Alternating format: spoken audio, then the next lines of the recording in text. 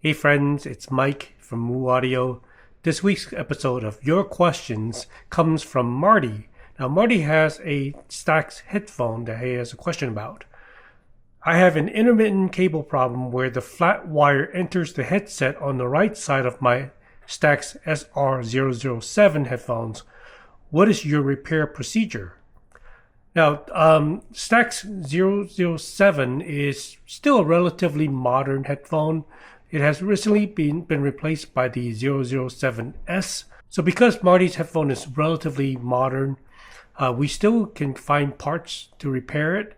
Now, some of the older headphones that STAX makes, STAX been around since the 70s. So they no longer have some of the parts for legacy headphones. Marty specified in the email that he thinks the problem is the cable. Now, we can certainly replace the cable for him, but since we didn't diagnose the problem, we can't guarantee that replacing the cable will fix the issue. We encourage customers to let us do the diagnosis.